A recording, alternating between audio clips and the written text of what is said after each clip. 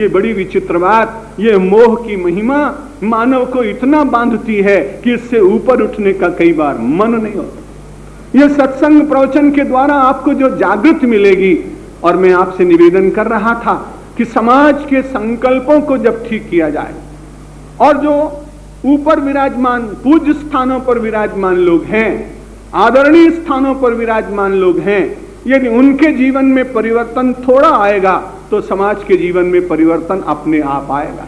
लेकिन कथा कभी व्यर्थ नहीं जाती, जरूर उसका लाभ मिलता है, सामाजिक मिलता है। ब्राह्मण गया, रात्रि में बहुत भूखा था, कुछ था नहीं, विवश होकर प्राणों की रक्षा करने के लिए, परिवार के लोगों की रक्षा करने के लिए, और पहुंचा चोरी करने।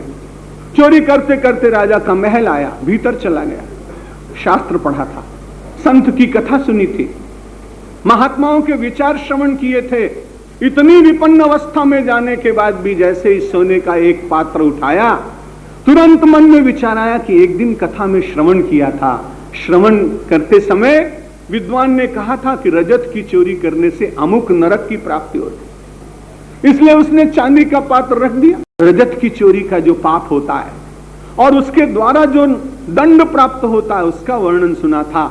चांदी का पात्र रख दिया, तांबे का पात्र रख दिया, बहुमूल्य वस्तुएं रख दी। भोर होने को हुआ, गया था चोरी करने, लेकिन सत्संग में विचार बार बार आते और वो अपने असत कर्म से रुक जाते। भोर होने को हुआ तो ध्यान आया कि चलो मैं भूखा रहूं तो कोई बात नहीं, मेरी गाय भूखी है। बगल में गौशाला थी, कपड़ा था केवल फटी सी धोती, भूसा बांधा, भूसा बांध के चला।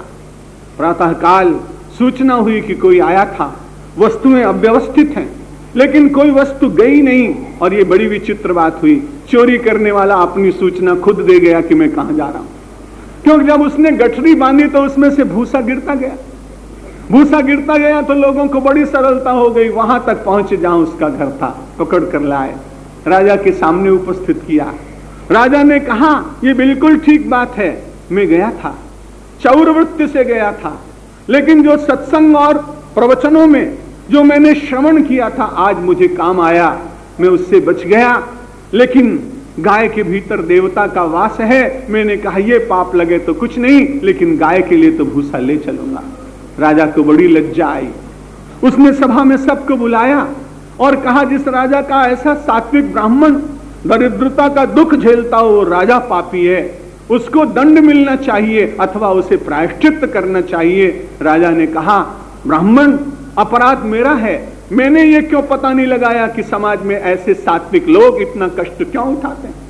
मैं इतने राजभोग में ऐश्वर्य में रहता और एक विद्वान तपस्वी व्यक्ति इतने कष्ट किए जीवन में अपने क्षणों को व्यतीत करे, ये मेरे लिए लज्जा की बात है। और उसने तुरंत भूमि दी और जो सेवा कर सकता था दिया। तो समाज में सुने हुए विचार आज लगता होगा कि कोई परिवर्तन नहीं दिखाई पड़ रहा, लेकिन निश्चित रूप से वे विचार जो मानव के मस्तिष्क में एकत्र होते हैं उनके द्वारा व्यक्ति को बड़ा लाभ होता है। इसलिए कहा, और फिर एक दिन में तो लाभ होगा नहीं। गोस्वामी तुलसीदास जी ने कहा यह बार बार होना चाहिए समाज में, ये निरंतर हर समय कोई न कोई अच्छे कार्यक्रमों की यह तालिका, ये सूची, ये श्रृंखला, ये क्रम निरंतर चलता रहे तो समाज का परिवर्तन होगा। जब बहुकाल करिय सत्संगा बिनहि प्रयास हो ही भव भंगा।